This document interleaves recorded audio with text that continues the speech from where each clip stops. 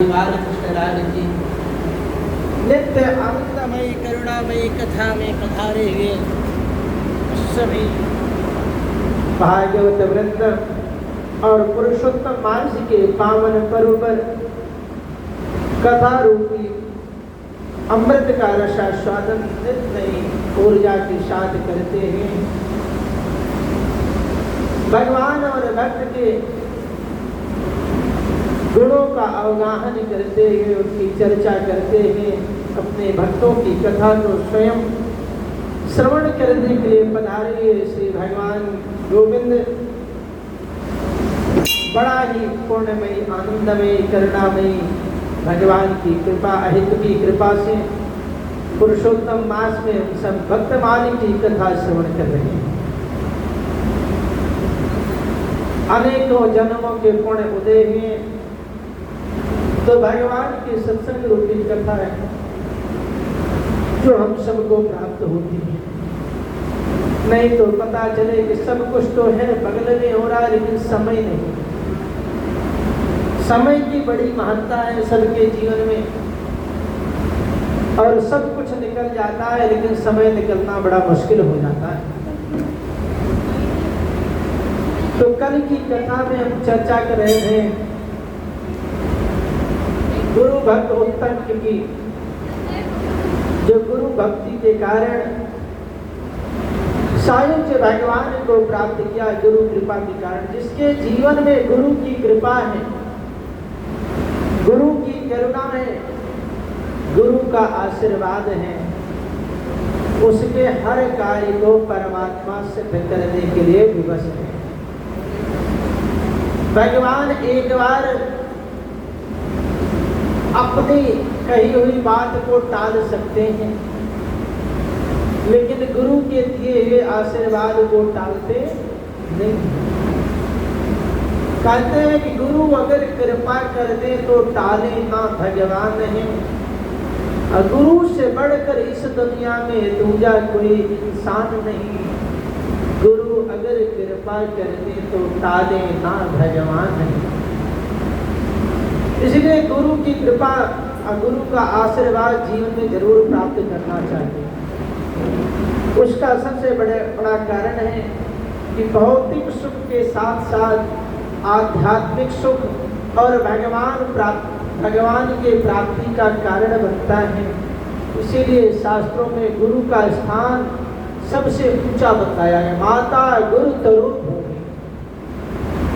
और जो माता का स्थान है वो गुरु के बराबर ही बताया गया, गुरु से भी बढ़ करके है। क्योंकि जो जन्मदात्री है वो अपने बच्चे को उच्च संस्कार देना चाहती है, लेकिन एक दोष होता है निकटता के रहने का दोष हो जाता है। इसलिए जन्मदात्री की बात ना माने तो संसार में सबसे बड़ी बात गुरु की कर दिया कि जो गुरु के भाव को समझ लेगा और गुरु के चरणों में अपना मस्तक झुका देगा, उसका जीवन सफल हो जाएगा। गुरु के उपदेश में ही एक कथा आती है कि एक बार देवर्षि नारद पृथ्वी लोक पर भ्रमण कर रहे थे, और जब भ्रमण कर रहे थे तो देखा कि एक व्यक्ति तपस्या कर रहा है, लेकिन उसको ये नहीं पता कि मुझे भगवान की प्राप्ति कब होगी। वो तो लग गया तपस्या करने में। नारद जी उसके भक्ति भाव से बड़े प्रसन्न हुए, उसके पास आए और कहा कि जब दर्शन दिया तो कहा तुम किस लिए तपस्या कर रहे हो? कहा भगवान के दर्शन के लिए। नारद जी ने कहा भगवान के दर्शन ऐसे थोड़ी हो जाते हैं, भगवान के दर्शन के लिए उग्र तप करना पड़ता है। उसने कहा महाराज चाहे उग्र तप करना हो जो करना हो ये बताओ मुझे भगवान के दर्शन कब होंगे, क्योंकि अभी तक वो दिशा विहीन है, उसको पता ही नहीं है मुझे भगवान के दर्शन कब होंगे। लेकिन सच्चा गुरु जब मिलता है तो समय निश्चित कारण सब कुछ कर देता है। तो पूछा कि ये तो बताओ मुझे दर्शन कब होंगे। नारद जी ने कह दिया पीपल में जितने पत्ते हैं इतने दिनों में तुम्हें भगवान के दर्शन होंगे। वो तो खुश होकर के नाचने लगा। अरे वाह नारद जी, मेरा तो जीवन धन्य हो गया। अभी तक तो मुझे पता ही नहीं था कि भगवान कब दर्शन देंगे, लेकिन आज आपके कथनानुसार ये निश्चित हो गया कि अब जितने पत्ते हैं इतना दिन बीतने के बाद मुझे भगवान के दर्शन होंगे। इसलिए आज मुझसे ज़्यादा धन्य और कोई नहीं, क्योंकि मुझे कन्फर्मेशन हो गई कि इतने दिनों के बाद। तो गुरु तो वो है कि जो भगवान के मार्ग को प्रशस्त करके निश्चित कर देता है। जब कंस को मरना है तो पहुंच गए कंस के पास, कहते बहुत दिन हो गया तुम्हें खेल खेलते हुए।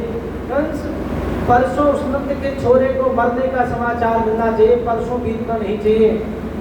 कंस ने कहा महाराज बाप ने कह दिया जो परसों ये काम होगा। और उधर भगवान श्री कृष्ण के पास पहुंचे नारद जी, भगवान विचार कर रहे हैं कि इसको कब मारूं, कंस के मारने का समय कब आए, कब मारूं। इतने में नारद जी पहुंचते हैं, कहते हैं प्रणाम किया गया प्रभु, परसों वो कंस बचना नहीं चाहिए, उसको मृत्यु दंड आपको देना है। भगवान कृष्ण प्रसन्न हो गए, वाह नारद, मैं इसी वहाँ में था कि मैं कंस को कब मारूं, और आप संत आकर के रास्ता पसंद है, उसको परसों ही मरने का निश्चय कर दिया है। तो संत तो ऐसे हैं कि जो कृपा कर देते हैं, भगवान से मिलने के लिए वो तारीख निश्चित कर देते हैं। ऐसे ही एक भक्त था जो भगवान की नित्य सेवा करता था, चिंतन करता था, लेकिन उसके संतान नहीं थी। नारद जी का काम है विचरण करना, सत्संग की आशा से पहुंच गए।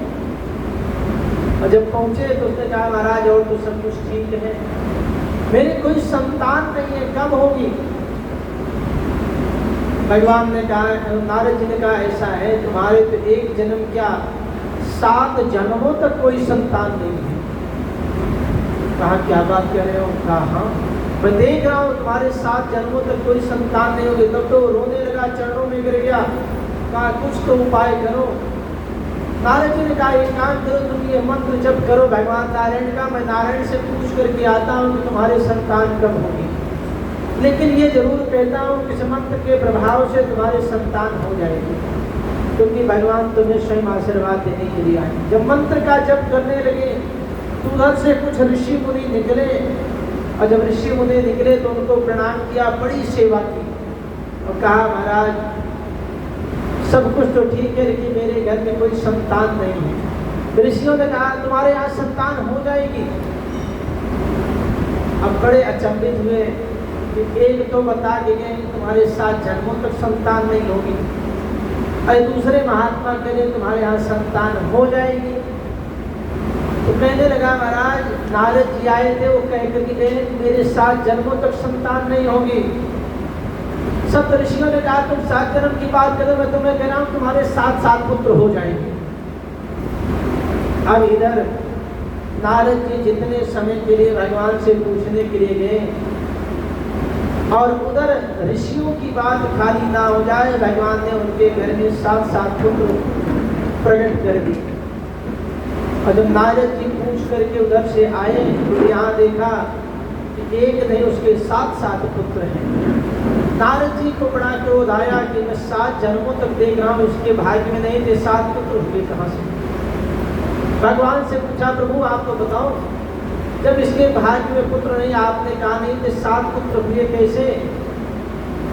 भगवान ने कहा देखो नारद इसमें कोई संशय नहीं है, इसके भाग्य में 7 जन्मों तक पुत्र नहीं है, लेकिन संत की कृपा है, संत की कृपा को हम भी नहीं बदल पाते, संतों का प्रसाद है। और कब क्या करते किसके ऊपर कृपा करते हैं हम कुछ नहीं करते, हमें तो वो कार्य करना पड़ता है। इसलिए इतने समय में इसका भाग्य बदल गया, क्योंकि इसने ताना मारा 3 प्रकार से परमात्मा का चिंतन किया और तुम्हारे बतलाए उस मंत्र का जप किया। उसका प्रभाव हुआ कि सब ऋषि आए और सब आशीर्वाद देकर के चले गए। इसलिए मैं स्वयं स्वतंत्र नहीं हूँ, मैं पराधीन हूँ। अहम भक्त पराधीना, मैं भक्तों के अधीन हूँ, मैं स्वतंत्र नहीं हूँ। इसलिए नाना भांति नचायो भक्तन ने मोहि नाना भांति नचायो। जिस प्रकार से भक्त मुझे नचाते हैं और मुझे नाचना पड़ता है। ये भक्त वत्सलता है भगवान की, जो अपनी कृपा करुणा करते अपने भक्तों के ऊपर। तो यही भक्त वत्सलता दिखाने के लिए, गुरु की महिमा के लिए जो उत्तम मुनि थे, एक दिन गणित नामक व्यास एक मंदिर में जा करके भगवान की सेवा कर रहे थे। और जब सेवा कर रहे थे तो उधर से एक कणिक नामक व्याध डाकू मंदिर के सामने से निकला और उसकी दृष्टि मंदिर के ऊपर लगे हुए स्वर्ण कलश पर पड़ गई कि मंदिर के ऊपर बढ़िया सोने का कलश है। अब चूंकि वो डाकू है, उसका काम है चोरी करना।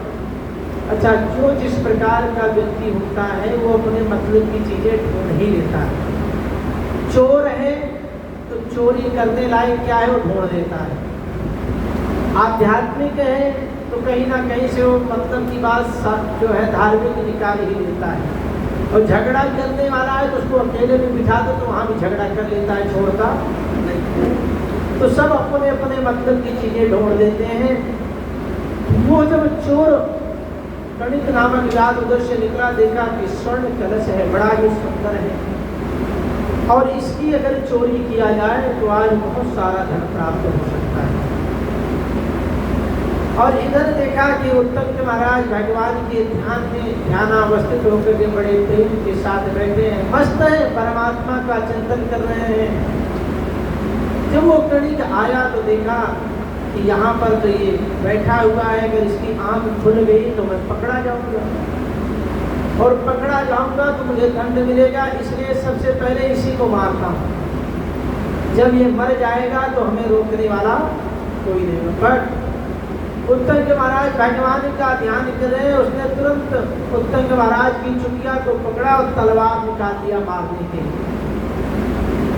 अब सोचने लगे उत्तंग महाराज कि मैं भगवान के मंदिर में बैठा हूँ, पूजा पाठ ध्यान करने के लिए आया हूँ, लेकिन यहाँ पर भी क्या रहा शांति, यहाँ पर भी, यहाँ भी मारने के लिए पीछे आ गए।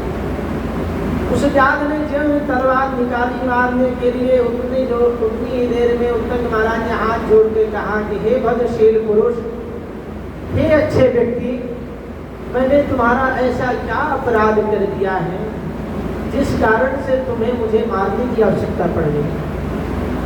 क्योंकि मैंने अपनी जानकारी में कोई ऐसा पाप नहीं किया है, तुम मुझे क्यों मारना चाहते हो? अब उसकी ऐसी वाणी को सुनकर के कि भद्रशील पुरुष, मैंने ऐसे क्या अपराध किए हैं जो तुम मारना चाहते हो? उसका हृदय परिवर्तन हो गया कि जिसके साथ हम दुर्व्यवहार कर रहे हैं वो इतना मीठा बोल रहा है, ऐसा बोल रहा है, जबकि कोई क्रोध की सीमा नहीं होती, वो तो तुरंत मारने के लिए तत्पर हो जाते हैं। उसका मन परिवर्तित हुआ और वो रोने लगा कि महाराज हम कार्य तो चोरी का करते हैं, आज तक मुझे दया नहीं आई, लेकिन आज आपको स्पर्श करते ही पता नहीं मेरे मन में कैसा भाव बन गया कि मेरे अंदर करुणा दया ये सब आ गई। तो कहते हैं कि जैसे ही पैसा पैसे को खींचता है, ऐसे तप जो है अपराध को स्वयं खींच लेता है। अगर जिसकी संख्या ज्यादा होती है वो अपने में समाहित कर लेता है। तो वो हुआ वही कि वो जो है तप कर रहे थे महाराज उत्तम, उनको छूते ही उनकी सारी नेगेटिव एनर्जी दूर हुई, पॉजिटिव वाइब्रेशन जो उनके अंदर प्रवेश कर गई, जिसके कारण से उनके हृदय में करुणा का संचार हुआ, हृदय परिवर्तित हो गया, गदगद हो गया। और जब करुणा का संचार हुआ तो बस फिर क्या था, वो रोने लगा, व्याध क्षमा प्रार्थना की, मुझसे क्या अपराध हो गया, मेरे अपराध को क्षमा करो। तो उसको रोता हुआ देखिए उत्तम ने कहा कि बात क्या है, तुम रो क्यों रहे हो? उसने पूरी बात बताई कि हम तो स्वर्ण कलश की चोरी करने के लिए आए थे, मेरे मन में विचार आया कि मैं तुमको मार दूं, लेकिन आपको स्पर्श करते ही मेरे मन के भाव बदल गए, इसलिए मेरा अपराध क्षम्य कैसे हो, मेरे ऊपर कृपा करो। इतना गलानी में हो गया कि रोते रोते उत्तंग मुनि के चरणों में पड़ गया, क्षमा करें मेरे अपराध को क्षमा करें। और ये रोते रोते उन्हीं महात्मा के चरणों में अपने प्राण त्याग दिए। और जब प्राण त्याग दिया तो कहते हैं उस चोर का भी भगवान के मंदिर में ऋषि मुनि महात्मा के चरणों में प्राण त्यागने के कारण भगवत धाम परायण हो गया, भगवान के धाम को चला गया। और गुरु की कृपा ऐसी हुई कि भगवान उसको साक्षात लेने के लिए आए और उत्तर देह धारण करके भगवान के परम धाम को चला गया। तो जीवन में गुरु की महिमा तो ऐसी है कि संसार में जो असंभव से असंभव कार्य है जिसको कोई ना कर सके उसको गुरु कर देते हैं। इसलिए जीवन में गुरु कृपा अवश्य होनी चाहिए। जब गुरु कृपा हो जाएगी तो भगवत कृपा अपने आप ही हो जाएगी। बोलिए कृष्ण कन्हैया राधे की। ऐसे ही भक्तों की श्रेणी में श्री भूरिश्रवा जी का नाम आता है, जो महाभारत में कौरवों के पक्ष से युद्ध किए थे। कुरुकुल की कीर्ति बढ़ाने वाले भूरिश्रवा महाराज शांतनु महाराज जो थे उनके ज्येष्ठ भ्राता पहलीक के पौत्र और सोमदत्त के पुत्र थे। और भूरिश्रवा ऐसे योद्धा थे कि वो भी कभी पराजित नहीं हुए थे। भीष्म पितामह द्रोणाचार्य कृपाचार्य के साथ में ही भूरिश्रवा ने भी कौरवों के पक्ष युद्ध किया था, लेकिन और सब तो मारे गए थे। कृपाचार्य और भूरिश्रवा ये दोनों बच गए थे, ये दोनों मृत्यु को प्राप्त नहीं हुए थे। तो सोमदत्त की दीर्घकालीन आराधना से प्रसन्न होकर के भगवान शंकर ने उनको उनके पुत्र होने का आशीर्वाद दिया था। और उन्हीं भोले बाबा की कृपा से, भगवान शंकर की कृपा से ये भूरिश्रवा उत्पन्न हुआ था। कहते हैं जिस मनोरथ के लिए, जिस कार्य के लिए भोले की आराधना की जाए तो भगवान भोलेनाथ उसको अवश्य पूर्ण करते हैं, क्योंकि भगवान भोलेनाथ का नाम है आशुतोष। आशु का मतलब शीघ्र, तोष का मतलब प्रसन्न होने वाले, जल्दी प्रसन्न होने वाले और भाग्य रेखा को बदल देने वाले। उनमें ऐसी क्षमता है क्योंकि इतना तप करते हैं, इतना भगवान का चिंतन करते हैं कि भाव्यु मेट सकहि त्रिपुरारी, भोली को भी भगवान शंकर बदल देने की क्षमता रखते हैं। इतना तप का उनके प्रभाव है। तो जिस समय सोमदत्त ने कठोर तप किया तो भोले बाबा ने उनको आशीर्वाद दिया। आशीर्वाद के स्वरूप भूरिश्रवा का जन्म होता है। और ये भूरिश्रवा ऐसा योद्धा हुआ जो यज्ञ करके दक्षिणा दान देने में बहुत आगे था और 1000 स्वर्ण मुद्राओं की दक्षिणा देता था। भूरिश्रवा भीष्म पितामह द्रोणाचार्य कृपाचार्य शल्य की भांति इसने भी कौरव पक्ष से युद्ध किया था, परंतु पांडवों से संधि करने के लिए दुर्योधन के ऊपर पूरा दबाव बनाया था। दुर्योधन को बार बार समझाया कि समझौता कर लो, नहीं कोई काम नहीं देगा, सब के सब मारे जाएंगे। दुर्योधन कहता है जब आप मेरे साथ हैं काका सी तो मुझे क्या चिंता है, आपके रहते मेरा कौन क्या कर सकता है। भूरिश्रवा ने कहा काल किसी को नहीं छोड़ता। और वास्तव में भगवान श्री कृष्ण ने दुर्योधन को समझाया लास्ट समय पर, दुर्योधन तू चाहता तो तू वरदान लेकर के अमर भी हो सकता था, क्योंकि तेरे पास ये वरदान था कि तुम्हें कोई मार नहीं सकता है। और तू गांधारी के आशीर्वाद से पूरा शरीर तेरा वज्र का हो गया था। और तुम्हारे जो 5 भाई थे अजय हैं, 5 पांडव अजय थे, तो तुम चाहते थे उनसे संधि करके उनके बल पौरुष के आधार पर तुम अजय रह सकते थे, लेकिन ना तो तुमसे जीते बना ना ही मरते बना। अंत में तुम छिप करके भाग गए हो, मरने के लिए तैयार हो। तो भूरिश्रवा ने उनको पहले ही आगाह कर दिया कि मैं तुमको फिर से बतला दे रहा हूँ, जान लो जहाँ पर पांडव हैं, जहाँ पर भगवान श्री कृष्ण है, यत्र योगेश्वरः कृष्णः यत्र पार्थो धनुर्धरः तत्र श्री विजयो भूतिर ध्रुवा नीतिर मतिर मम। जहाँ पर योगेश्वर भगवान श्री कृष्ण हैं, जहाँ पर पार्थ हैं, वहाँ विजय निश्चित है। हार जाओगे मान लो, नहीं माना युद्ध हुआ और युद्ध में यही बात सारे बड़े बड़े वीर मारे गए। अंत में भूरिश्रवा और कृपाचार्य दोनों बचे। भूरिश्रवा ने भगवान का चिंतन करते हुए, परब्रह्म का चिंतन करते हुए, चिंतन करते करते भूरिश्रवा की मृत्यु हुई और जब भूरिश्रवा की मृत्यु हुई, भगवान श्री कृष्ण ने इनकी मृत्यु का सम्मान करते हुए भगवान ने स्वयं अपनी वाणी से कहा कि धन्य हो भूरिश्रवा, ये लोका मम विमलाः सकृत विभाता ब्रह्मादे सुरविषभैरभीष्यमाणा तान क्षिप्रं प्रज सत्ताग्निहोत्रयाजिं मत्तुल्यो भव गरुडोत्तमान्याम्। अर्थात भगवान कहते हैं कि हे भूरिश्रवा, अग्निहोत्र के द्वारा निरंतर यजन करते, अर्थात प्रतिदिन तुम हवन करके पर ब्रह्म का चिंतन करते हो, इसलिए हे भूरिश्रवा, जो मेरे लिए निरंतर प्रकाशित होने वाले निर्मल लोक हैं, भगवान कहते हैं जो मेरे निर्मल लोक हैं और हमेशा प्रकाशित रहने वाले हैं, ब्रह्म आदि देवेश्वर भी जहाँ जाने की अभिलाषा रखते हैं, जहाँ बड़े बड़े ब्रह्मंश ब्रह्मा इत्यादि भी अभिलाषा रखते हैं कि मैं भगवान के उस परम पद को पाऊँ, उनको प्राप्त नहीं होता है, लेकिन तुम्हारी भक्ति से प्रसन्न हो कहते मैं तुमको अपना लोक देता हूँ, तुम मेरे लोक में पधारिए, जहाँ पर स्वेच्छा से आपको ढूंढना होगा तो मेरे ही समान गरुड़ जी आपको बिठा करके हर जगह पर ले जाएंगे। इतना अधिक गुण था उस भूरिश्रवा का, और भगवान ने स्वयं उनके बारे में ऐसा कहा। बोलिए कृष्ण कन्हैया राधे की। इन्हीं भक्तों की श्रेणी में महर्षि देवल जी महाराज हुए, ब्रह्मा जी के प्रपौत्र हैं, प्रचेता के पुत्र महर्षि असित। असित ने 100 वर्ष तक भगवान शिव से प्राप्त भगवती राधिका के मंत्र का जप करके उन्हें पुत्र प्राप्ति का आशीर्वाद मिला।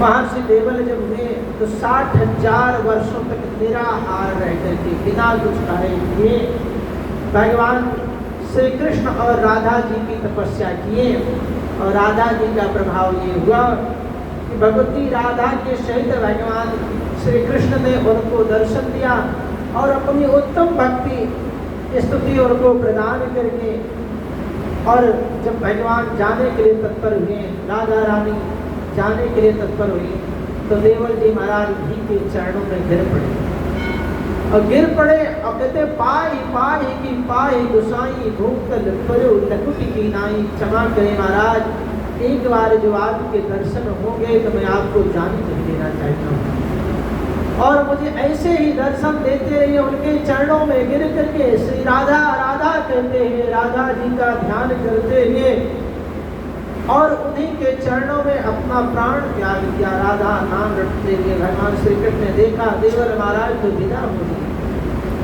अब क्या किया जाए।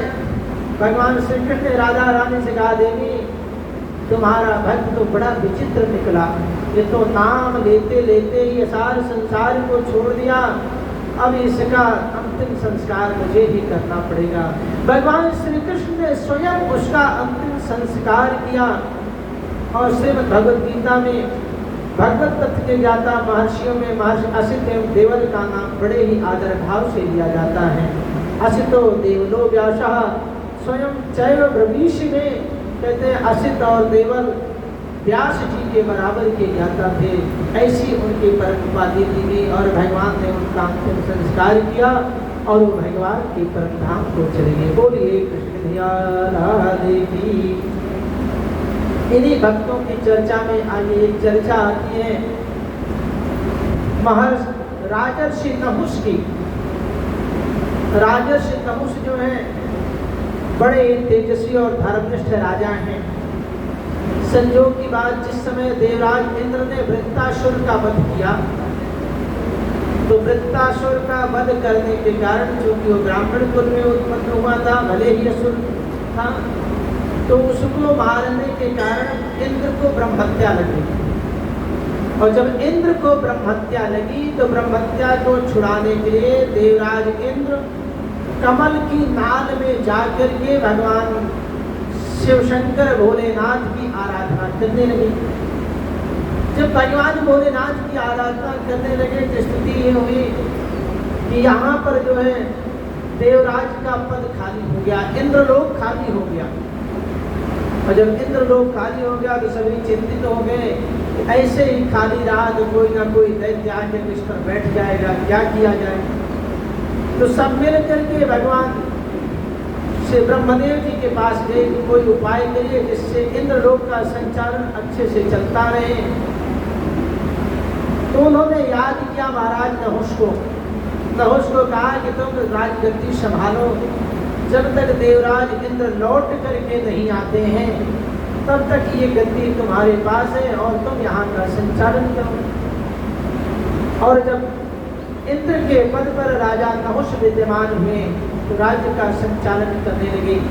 एक दिन उन्होंने देखा कि इंद्राणी शची को देख करके उनके ऊपर मोहित हो गए और उन्होंने आदेश दिया कि इस समय यहाँ के राजा हम हैं और शची जो है मेरे पास आए।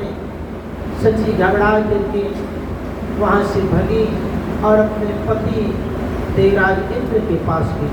इंद्र का ध्यान किया तो इंद्र को देखा कि यहाँ पर तप कर रहे, गई उनके पास और कहने लगी महाराज मेरे साथ बड़ा अन्याय हो रहा है, मेरे पतिव्रत धर्म को नष्ट करने के लिए नहुष ने ये आज्ञा दे दी है, तो मैं क्या करूं? देवराज इंद्र ने कहा देवी एक काम करो, नहुष से कह दो ठीक है मैं तुम्हारी शर्त स्वीकार करती हूँ पर मेरी एक शर्त है, और जब वो शर्त पे तैयार हो तो उसको कह देना कि मैं तुम्हारे साथ विवाह करूंगी।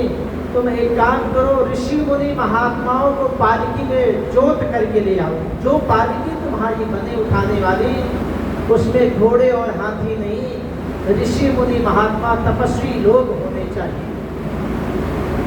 सची लौट करके आया और कहते हैं कि यही तुम कहोगे तो सारी बात बन जाएगी। सची लौट करके आई। महाराज ने उससे कहा ठीक है हम तुम्हारी शर्त को मानते हैं, लेकिन महाराज मेरी एक शर्त है। क्या है?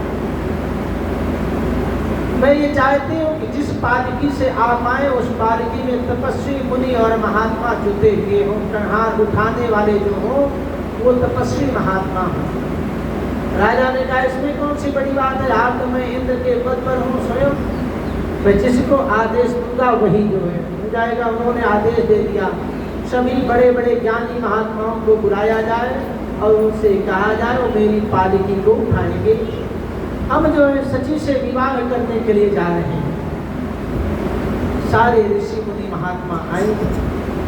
राजा नहुष उस पालकी में सवार हुआ और महात्माओं ने उस पालकी को उठाया। जब चलने लगे तो जोर जोर से नहुष आज इतना प्रसन्न है, इतना अभिमान में है कि जब व्यक्ति क्रोध में हो, कामांध हो, अहंकार में हो तो उसको कुछ दिखता नहीं है।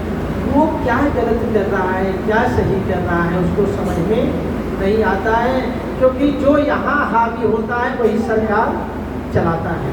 अगर अहम में है तो किसी की बात नहीं सुनेगा। वो कहता है एको हम तो द्वितीयो नास्ति, एक मैं ही हूँ, दूसरा संसार में कोई नहीं है। और वहम में आ जाए कोई व्यक्ति तब भी उसके लिए सोना मुश्किल है। रस्सी पड़ी है कहेगा ये तो सांप ही है, कोई उठा करके फेंक देगा कहेगा वो तो दौड़ा आ रहा है, और उसको कह देगा फेंक आए बाहर का ये चारपाई पे आ गया है, क्योंकि वहम का कोई इलाज नहीं। अहम और वहम। इसी तरह से जब क्रोध आ जाए किसी को तो उसको भी शांत करना बड़ा मुश्किल हो जाता है, क्योंकि उसको यही लगता है क्रोध क्यों आता है, क्योंकि उसके मन के अनुरूप कार्य नहीं होता, और जब मन के अनुरूप कार्य नहीं हुआ तब वो क्रोध में बदल जाता है। तो आज यहाँ पर जो है महाराज नहुष क्रोध में आ गए, क्योंकि जो महात्मा लोग हैं वो थोड़ा धीरे धीरे चल रहे हैं कि देख रहे हैं कोई मेरे पैरों के नीचे जीव ना दब जाए, कोई चींटी ना दब जाए। और इतने में महाराज नहुष ने जोर से डांटा कि जल्दी जल्दी चलो, नहीं तो ठीक नहीं होगा, हम तुम्हें दंड देंगे। फिर भी सारे महात्मा चुप रहे कि आज ये क्रोध में अहंकार में कोई बात नहीं, जैसे थोड़ा और आगे बढ़े तो बस फिर क्या था, नहुष ने कहा सर्प सर्प, सर्प का मतलब जल्दी जल्दी चलो, सर्प सर्प जल्दी जल्दी चलो। अब महर्षि अगस्त को क्रोध आ गया, ये अजगर की तरह बैठा हुआ हमें सर्प सर्प कर रहा है कि जल्दी करो जल्दी करो, इसलिए जा तो 10,000 वर्ष तक के लिए अजगर बन जा, सर्प बन जा। क्योंकि तू बार बार यही कर रहा है।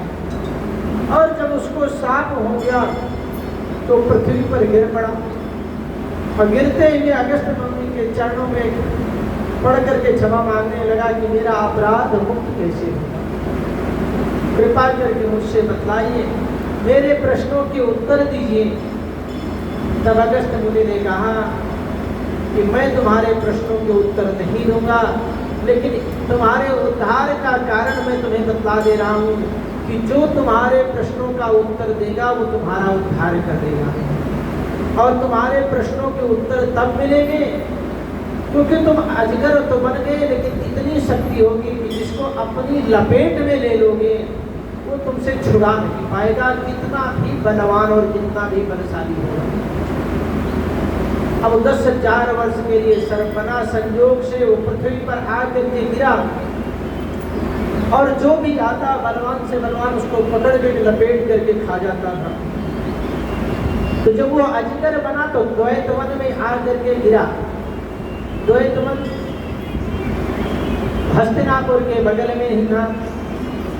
जब पांडव युद्ध में हार गए सारा राज्य, तो निकल गए प्रायश्चित करने के लिए। एक दिन भीमसेन द्वैतवन में जब गए तो बस उसने फटाफट भीमसेन को ही लपेट लिया।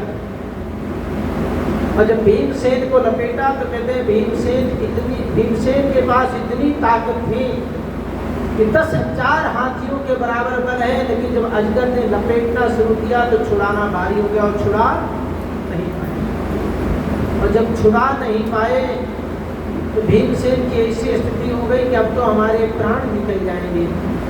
भीमसेन ने जोर से पुकारा, रक्षा करो रक्षा करो। उनकी खोज में महाराज युधिष्ठिर निकले थे कि आखिर में भीमसेन गए कहाँ। तो कहाँ वहाँ जाकर के देखा तो अजगर के लपेटे में पड़े हुए हैं और छुड़ाने वाला तो कोई नहीं। जब युधिष्ठिर महाराज छुड़ाने का प्रयास किए तो अजगर ने कहा कि पहले मेरे प्रश्नों के उत्तर दे दो, मेरे प्रश्नों के उत्तर दे दोगे तब ये मुक्त हो जाएंगे, अन्यथा नहीं तो तुम भी मारे जाओगे। युधिष्ठिर महाराज ने कहा पूछो, आएगा तो मैं तुम्हें बतला दूंगा, नहीं आए तो कोई बात नहीं। तो श्री युधिष्ठिर जी महाराज की आज्ञा पा करके अजगर ने पहला प्रश्न किया कि ये बताओ ब्राह्मण कौन होता है, किसको हम कहें कि ये ब्राह्मण है। दूसरा, जानने योग्य तत्व क्या है, क्या जानना चाहिए और क्या नहीं जानना चाहिए। युधिष्ठिर महाराज ने बड़े विनय पूर्वक कहा कि जिस व्यक्ति में सत्य हो, दान हो, क्षमा हो, सुशीलता हो, क्रोध का अभाव हो, तपस्या हो और दया हो, ये सद्गुण दिखाई देते हो, वही ब्राह्मण है। ब्राह्मण के 6 कर्म बतलाए गए, उसको प्रमाणित कर दिया यहाँ। अध्ययने अध्यापने च, पढ़े और पढ़ाए। दूसरा, यज्ञ करे और यज्ञ कराए, 4 हो गए। 5वां है दान ले और दान दे। इस प्रकार से ये 6 कर्म ब्राह्मणों के बतलाए गए हैं। वही यहाँ पर युधिष्ठिर महाराज ने बतलाया कि जिनके पास ये 6 कर्म होंगे, ये 6 कार्यों से सुसज्जित होगा, वही ब्राह्मण है।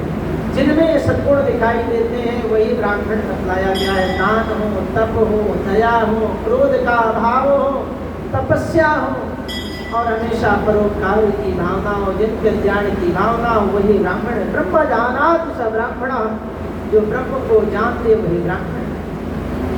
उसी के लिए कहा गया। और जानने योग्य बातें क्या है, किस चीज को जाना, क्या पर ब्रह्म को जो जान ले वही सबसे उत्तम है। परम ब्रह्म को जानना बहुत जरूरी है। परम ब्रह्म कौन हो? ईश्वर, चिदात्मा, परमात्मा, जिसके अनेकों नाम हैं। जो उन भगवान को जान लेता है, उनको जानने के बाद संसार में और कुछ भी जानने की इच्छा नहीं करता, वही जानने योग्य है और वही सत्य है। जब इस तरह से युधिष्ठिर महाराज ने कहा, अजगर ने कहा, हे युधिष्ठिर, तुमने जानने योग्य जो भी बातें थी बिल्कुल सही उत्तर दिया है। तुम्हारे शुभागमन से मेरा पुण्य काल उदय हो गया और इस घोर तमोरूपी योनि से मेरा उद्धार हो गया। क्योंकि महर्षि अगस्त ने कहा था कि जो तुम्हारे प्रश्नों के उत्तर दे देगा वही तुम्हारा उद्धार करेगा। तुम धर्मराज हो, और तुम्हारे धर्म के प्रभाव से आज मैं शंकर की योनि को छोड़ करके अपने स्वरूप को प्राप्त होने के लिए जा रहा हूँ। और महाराज नहुष फिर अपने पुराने शरीर को राजा के रूप में परिवर्तित हुए और अजगर का शरीर त्याग करके दिव्य शरीर धारण करके स्वर्ग लोक को चले जाते हैं। बोलिए कृष्ण कन्हैया लाल की। इन्हीं भक्तों की श्रेणी में राजर्षि ययाति की कथा आती है, जो भागवतम की है कि राजा नहुष के यति ययाति संयाति अयाति वियाति और कृत नामक 6 पुत्र। इन्हीं राजा नहुष के 6 पुत्र हुए, जिसमें पहला पुत्र बड़ा यति हुआ। राजा की इच्छा हुई कि मैं अपने राज्य का कारोबार सब यति को दे दूं, लेकिन यति ने मना कर दिया कि मुझे राज्य का भार नहीं चाहिए, मैं तो भगवान की भक्ति करूंगा। तो श्री ययाति जी महाराज को राजा बना दिया। दूसरे नंबर के पुत्र हैं, इनको राजा बना दिया। और जब ये राजा बन गए तो ययाति जी का जो विवाह हुआ वो शुक्राचार्य जी की पुत्री देवयानी और वृषपर्वा की कन्या शर्मिष्ठा से इनका विवाह होता है। देवयानी और शर्मिष्ठा दोनों जो है बहुत खास मित्र हैं। दोनों मित्र हैं, एक दूसरे के साथ रहते हैं, लेकिन कालवश समय के साथ साथ ये दोनों जो है संयोग से इन्हीं ययाति महाराज से इनका विवाह होता है। तो ययाति देवयानी से जो संतान हुए उनमें यदु हुए और तुर्वसु हुए। यदु से ही यदुवंश चला। ययाति महाराज के समय में उनके जो देवयानी से पुत्र हुए वो यदु और तुर्वसु हुए। यदु से यदुवंश चला। यदुवंश में भगवान श्री कृष्ण जन्म लिए और वृषपर्वा की पुत्री शर्मिष्ठा से द्रोह, अनु और पुरु 3 पुत्र कमे। पुरु से पुरुरवा हुए, द्रोह हुए और अन हुए। इस तरह से इनका वंश चला। तो ययाति को शुक्राचार्य जी के साथ से अवस्था में ही बुढ़ापे ने खेल दिया। अब शर्मिष्ठा और देवयानी दोनों ययाति के साथ रहती हैं। एक बार की बात है, शुक्राचार्य की पुत्री देवयानी ने जाकर के ययाति की शिकायत कर दी कि ये जो है हमसे कम स्नेह करते हैं और शर्मिष्ठा से ज़्यादा करते हैं। उन्होंने शाप दे दिया कि जाओ, ऐसी बात है मेरी पुत्री सुखी नहीं है तो मैं ययाति को शाप देता हूँ कि वृद्धावस्था को प्राप्त हो जाए। अब जब ययाति महाराज वृद्धावस्था को प्राप्त होंगे, लेकिन उनके मन से उनकी विषय भोग और कामनाओं की अभिष्टि सिद्ध नहीं हुई, उनका मन संसारिक में हमेशा लगा रहा। तो उनके लिए उपाय बतलाया गया कि यदि तुम्हारी संतानों में से कोई भी संतान संकल्प करके अपनी युवावस्था तुम्हें प्रदान कर दे तो तुम युवा हो जाओगे, लेकिन जिसकी युवावस्था तुम लोगे वो वृद्धावस्था को प्राप्त हो जाएगा। ययाति महाराज अपने 6 पुत्रों से ययाति महाराज ने अपने उन पुत्रों से कहा कि तुम जो है मुझे अपनी युवावस्था दे दो। सब ने मना कर दिया, किसी ने नहीं दिया। लेकिन संयोग की बात, जो शर्मिष्ठा का पुत्र था पूर्व, उसने कहा कि ठीक है महाराज, मेरे पिता के लिए अगर ये बात है तो मेरे लिए इससे खुशी की बात क्या है। मैं अपनी युवावस्था पिता महाराज को संकल्प करके दे दिया।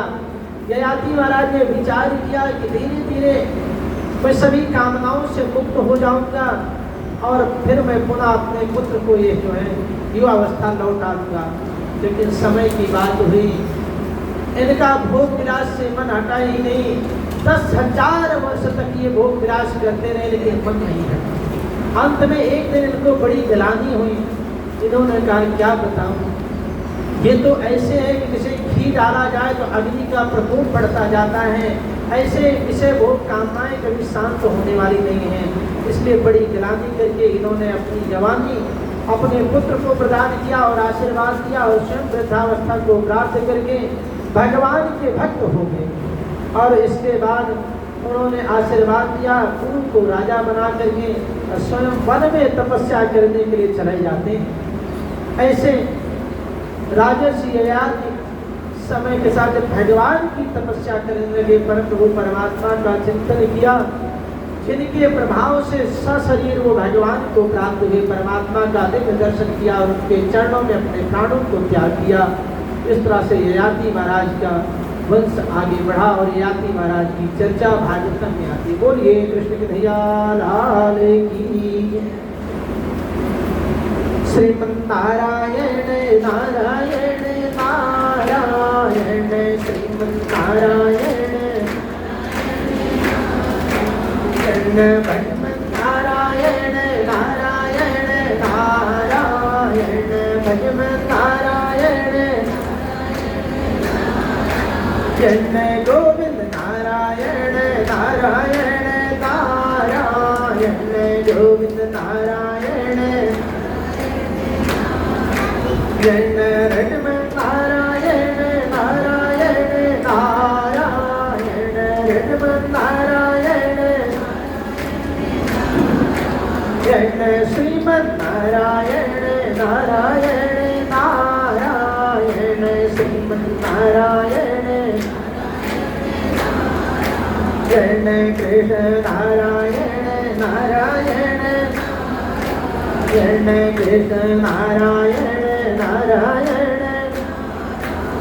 और लक्ष्मण भगवान की जय। भक्तों की कथाओं में इक्ष्वाकु वंश सूर्य वंश में महाराज दिलीप की कथा आती है। अपाम सुलाना धुन कीर्तनिया, राजा दिलीप की कथा आती है। कहते हैं इक्ष्वाकु वंश में महाराज दिलीप बड़े ही प्रसिद्ध राजर्षि हैं। वे बड़े भक्त और धर्मात्मा थे और चारों वर्ण उनके शासन से संतुष्ट था। महाराज के पास सारे सुख थे लेकिन संतान नहीं है। इसी चिंता में है कि आगे का वंश कैसे चलेगा।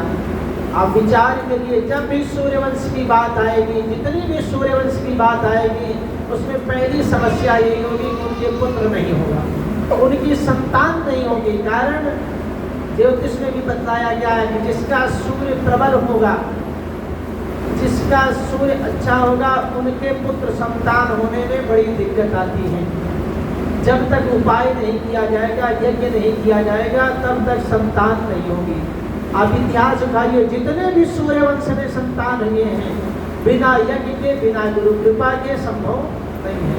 तो महाराज दिलीप भी संतान पीड़ा से ग्रसित है, क्योंकि सूर्यवंश में सूर्य अच्छा है, क्योंकि पराक्रमी है, प्रतिष्ठित है, लेकिन संतान नहीं है। एक दिन वशिष्ठ जी के पास पहुंचे, वशिष्ठ जी को प्रणाम किया और वशिष्ठ जी ने आने का कारण पूछा कि राजन तुम यहाँ पर क्यों आए। महाराज दिलीप ने कहा कि महाराज इस समय मेरी प्रजा सुख समृद्ध फल फूल रही है, कोई दिक्कत नहीं, सब बहुत सुख पूर्वक रह रहे हैं, लेकिन मेरी कोई संतान नहीं है, कोई पुत्र नहीं है। आगे का कार्य कैसे होगा, कृपा करके मेरे लिए मार्ग प्रशस्त करें। महर्षि वशिष्ठ जी ने कहा कि मैं देखता हूँ कि तुम्हारे संतान को ध्यान लगाया और ध्यान लगा के कहा राजन, एक बार की बात है, जब तुम देवासुर संग्राम में गए थे ना, वहाँ से विजय प्राप्त करके जब चले तो रास्ते में सुर नंदिनी कामधेनु तुमको मिली, लेकिन तुमने क्या किया कि तुम अपने भाव में मस्त थे, चलते गए, सुर नंदिनी कामधेनु को ना ही देखा और ना ही प्रणाम किया। और कामधेनु ने तुमको देखा और मिलना भी चाहा, लेकिन तुम मिले नहीं, चले आए। कामधेनु ने क्रोध में याद करके तुम्हें शाप दे दिया कि राजन जाओ, तुम संतानहीन हो जाओगी, और इसी कारण से आप संतानहीन लिए हैं। इसलिए वास्तव में अगर संतान चाहिए तो आप गौ की सेवा करिए, जिसके कारण से आपकी मनोकामना पूर्ण हो। राजा दिलीप ने कहा ठीक है महाराज, हम गौ की सेवा करेंगे। तो उन्होंने नंदिनी को अपने घर ले आए, कहा कि नंदिनी की सेवा करेंगे, यही मेरी मनोकामना पूर्ण करेगी। कहते हैं नंदिनी की सेवा में पति पत्नी दोनों प्रातः काल से लग जाते हैं, और लग करके सबसे पहले उठते तो गौ माता की परिक्रमा करते। परिक्रमा 7 करने के पश्चात उनको जल का छींटा करते, पांव धुलाते और उनके रोली चावल का तिलक करते। और उसके बाद जब गाय को नंदिनी को छोड़ते चलने के लिए जाएं, स्वच्छंद रूप से जहाँ जाए, तो पीछे पीछे राजा दिलीप धनुष और बाण लिए उनकी रक्षा करने के लिए चलते हैं और जो उनकी महारानी है वो उनके पीछे पीछे अपान सुलाराम धुन कीर्तनियां अपने पूर्व जन्मों के पाप को नष्ट करने के लिए नंदिनी के पीछे पीछे चलती है ताकि उनके जो है जो चरणों से धूल निकले उससे मैं अपने आप को पवित्र कर सकूं। और गाय के गुण से जब धूल उनके ऊपर पड़ती है तो कहते हैं रघुवंश का कथन है कि अपान सुलानाम धूल कीर्तनियां अपने जन्म जन्मांतर के पापों को नष्ट करने के लिए उनके पीछे पीछे चल रही है। जब तक गाय चलती हुई आगे ओझल ना हो जाए देवी देखती ही रही। महाराज दिलीप उनकी सेवा में लगे रहते थे। एक दिन की बात है, नंदिनी बड़ी प्रसन्न हुई।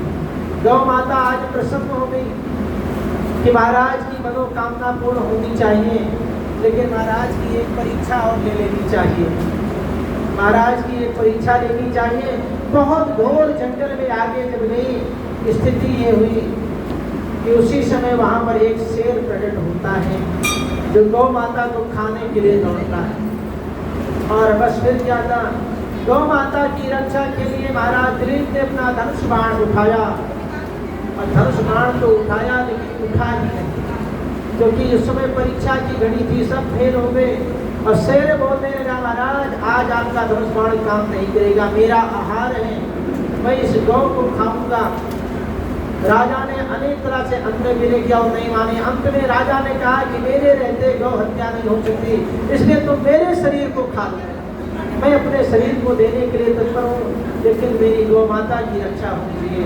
जब शरीर को देने के लिए तत्पर हुए उसी समय गौ से जो है गौ माता प्रसन्न होकर के आशीर्वाद दी कि हे राजन तुम वास्तव में संतान के अधिकारी हो, मैं तो तुम्हारी परीक्षा ले रही थी। और शेर गायब हो गया। उसने आशीर्वाद दिया कि तुम्हारे घर में संतान होगी। और वही संतान महाराज दिलीप के जो आगे चल करके वही संतान जो हुई उसका नाम हुआ रघु। रघु उन्हीं से हुए। और रघु के बाद आज के बाद महाराज दशरथ हुए। ये गुरु जी की आज्ञा के कारण उनको ऐसा सुख प्राप्त हुआ है जिसके जीवन में गुरु है उसका कल्याण ही तो जाना है। इन्हीं भक्तों के क्रम में श्री ययाति वंश के पुरु जी महाराज की कथा आती है। पुरु जी कौरव वंश के प्रवर्तक आदि पुरुष थे। इनका गुरुजनों के प्रति बड़ा आदर भाव था। इनके पिता महाराज ययाति अपनी वृद्धावस्था के बदले पुत्रों से उनकी युवावस्था मांग रहे थे। सभी पुत्रों ने अस्वीकार कर दिया था, लेकिन महाराज गुरु ने अपने पिता को अपनी युवावस्था देने के कारण गुरु और आज्ञाकारी से उन्होंने कहा कि पिता की आज्ञा गुरु की आज्ञा से बढ़ करके है।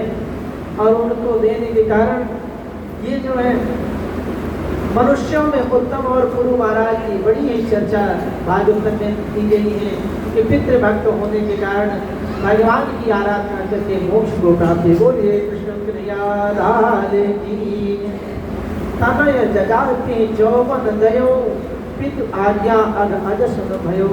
पिता की आज्ञा के कारण सभी पापों से मुक्त होकर के भगवान धाम परायण हुए। इन्हीं में आगे चलकर श्री यदु जी महाराज ने, जिनकी यदु जी के बारे में पहले ही बतलाया कि उनके यहाँ से भगवान श्री कृष्ण जन्म लिए। और यदु से ही यादव वंश चला। जो चंद्र वंश के राजा क्षत्रियों की गणना आती है वो यदुवंश महाराज से आती है। और इसी में भक्तों के क्रम में आगे श्री निषाद राज महाराज की कथा आती है। निषादों के राजा निषाद राज जो रामा अवतार में श्रृंगवेरपुर के राजा हुए। तो कहते हैं कि श्री राम जी के वो अनंत प्रिय सखा थे और भगवान का चिंतन करते हुए परम धाम को प्राप्त हुए। जाति के निषाद जिनको कोई पसंद नहीं करता, अछूत मानते हैं। कारण यही है कि वो हमेशा मांस मदिरा खाने वाले होते हैं। उनको जो है और थोड़ा सा साफ सफाई कम रखने वाले और कुल मिला करके वो वंचन की भांति जीवन जीने वाले को निषाद कहा जाता है, जो जल के किनारे पर रहे। तो श्रृंगवेरपुर के राजा हैं। शिव पुराण में इनके पूर्व जन्म की कथा आती है। कहते एक जंगल में गृहद्रोह नामक एक भील रहता था। शिव पुराण की कथा है कि गुरु द्रोणांत का एक भील रहता था और संयोग से उसका एक ही काम था, शिकार करना। हमेशा वो शिकार करता, जो भी शिकार करके ले जाता अपने घर वालों को देता, घर वाले मिल करके उसका आहार करते थे। एक दिन की बात है, शिवरात्रि का समय है, सुबह से लेकर के शाम हो गई, गुरुद्रोह को कुछ भी नहीं मिला, कोई शिकार नहीं मिला। तब उसने विचार किया कि आज मैं खाली हाथ कैसे जाऊंगा, बच्चे हमारे भूखे होंगे। इसलिए एक जलाशय के किनारे एक बेल का पेड़ था, वहां पर जाके वो चढ़ गया। और जब चढ़ गया तो वहां पर इंतजार करने लगा कि कोई ना कोई जंगली जानवर यहाँ जल पीने के लिए आएगा और मैं उसका शिकार करूँगा। बस फिर क्या था, इतने में वहाँ एक हिरणी जो है जल पीने के लिए आती है। उस निषाद ने, गुरुद्रोह निषाद ने तुरंत धनुष पर बाण चढ़ाया और उसके पीछे जो है टुकड़ी में जल रखा हुआ था। तो जैसे वो तेजी के साथ निकाला तो थोड़ा सा जल छिड़का, जल निकला और जैसे ही बाण को छोड़ा तो 2-4 पत्ते टूटे।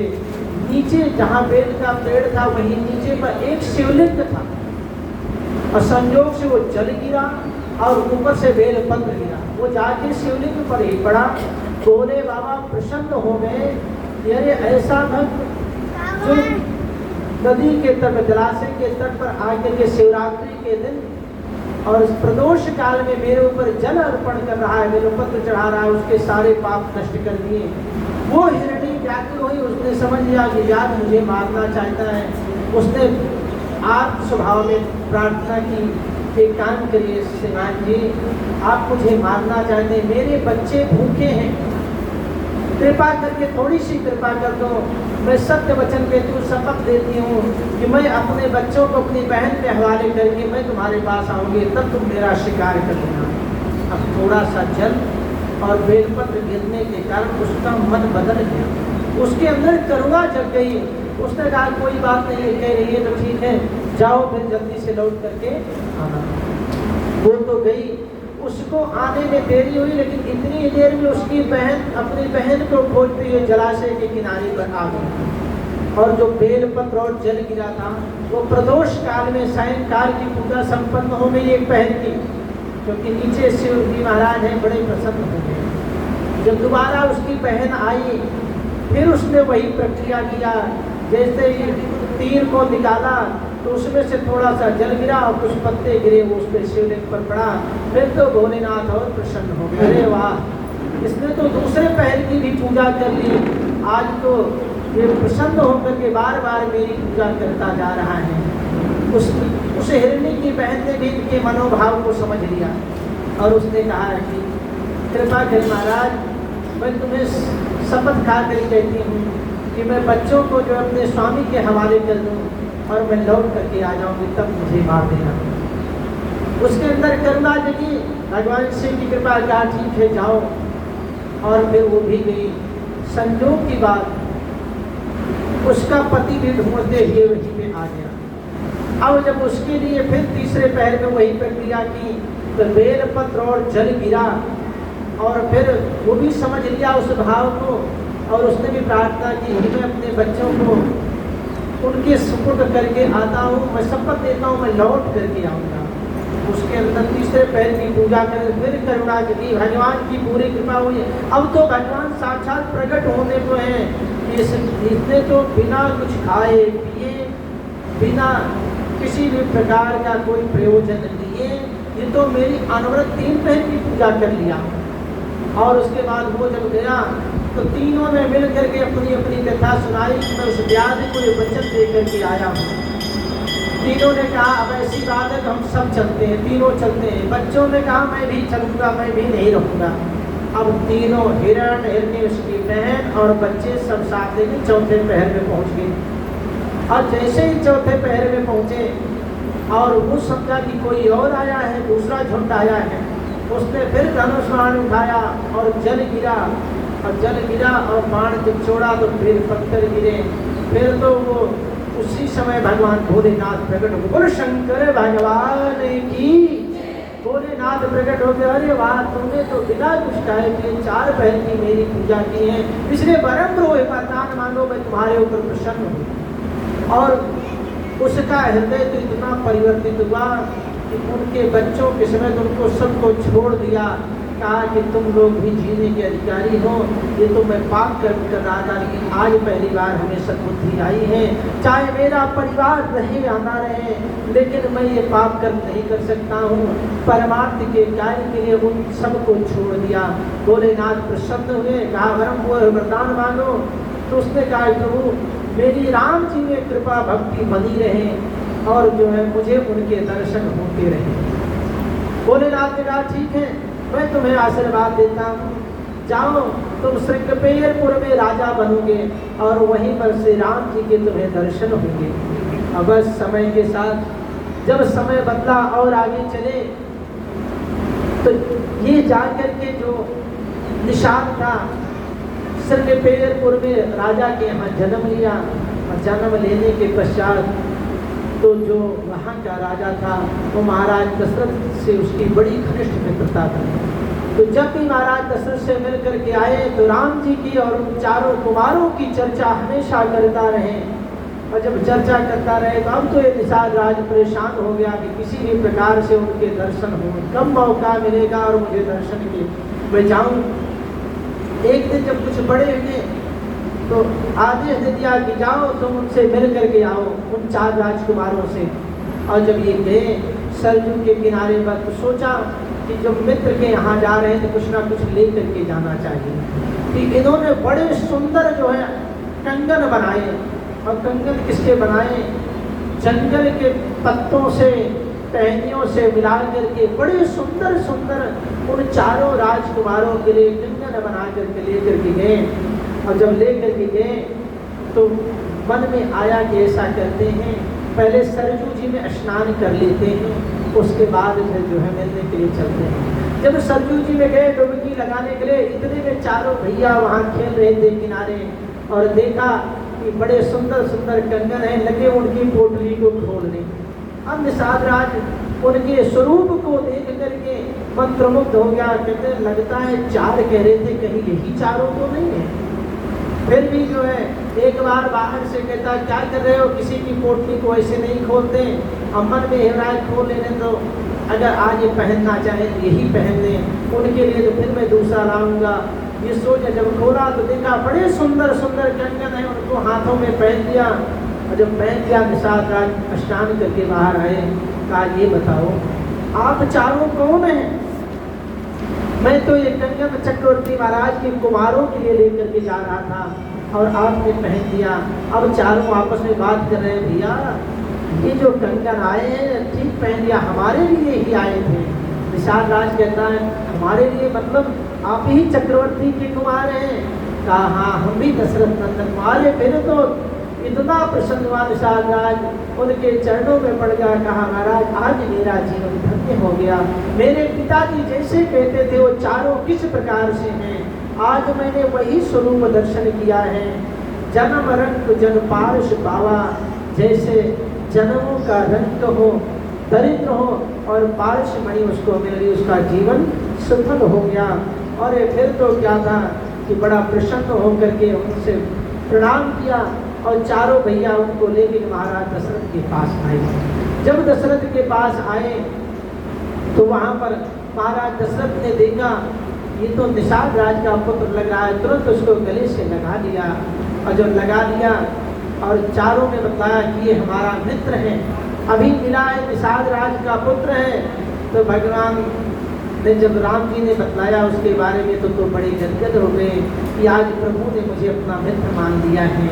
महाराज दशरथ ने कहा एक काम करो निषाद राज, तुम यहीं पर रह करके मेरे 4 पुत्रों को धनुष बाण की शिक्षा दो। अब तो गदगद हो गया कि बढ़िया मौका मिल गया, अब तो रहने का मौका मिल गया।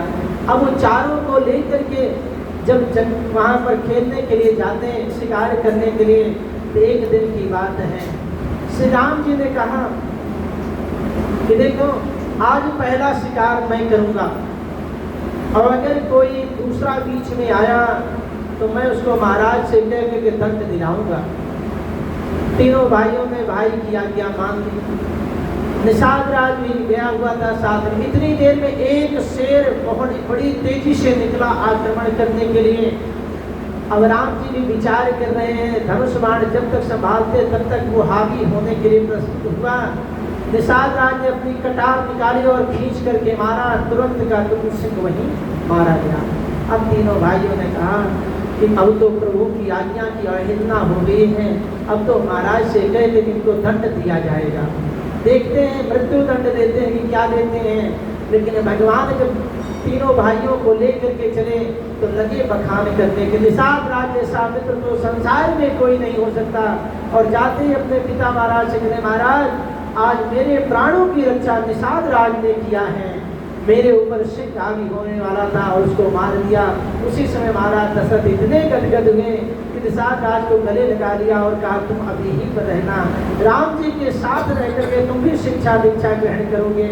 और वही निषाद राज साथ रह करके बाद में गुरु वशिष्ठ के आश्रम में जाकर शिक्षा दीक्षा ग्रहण किए। और जब अलग होने का समय आया, जाने का समय आया, तो निषाद राज रोने लगे, महाराज अब कब दर्शन होंगे। भगवान राम ने कहा चिंता मत करो निषाद राज, जब हम यहाँ अयोध्या से निकलेंगे तो मेरी यात्रा बिना तुम्हारे पूर्ण नहीं होगी। सबसे पहले मैं तुम्हीं से आकर के मिलूंगा, तुम्हारे पास ही आऊँगा। बोलिए श्यामत रामचंद्र भगवान की जय। श्रीमन्नारायण नारायण नारायण श्रीमन्नारायण जय भजमन नारायण नारायण नारायण भजमन जय कृष्ण नारायण नारायण नारायण कृष्ण नारायण जय गोविंद नारायण नारायण नारायण गोविंद नारायण जय रटमन नारायण नारायण नारायण रटमन नारायण जय भगवान नारायण नारायण नारायण भगवान नारायण जय श्रीमन नारायण नारायण नारायण श्रीमन नारायण जय जो करते रहोगे भजन धीरे धीरे, जो करते रहोगे ये तो मिल जाए राधा रमण धीरे धीरे, तो मिल जाए रे। जो करते रहोगे यतन धीरे धीरे, जो करते रहोगे ये तो मिल जाए राधा रमण धीरे धीरे, तो मिल जाए। मेरे विषय वासनाओ को मन से हटाओ, विषय वासनाओ को तो लगाओ हरि से लगन धीरे धीरे लगाओ रे। जो करते रहो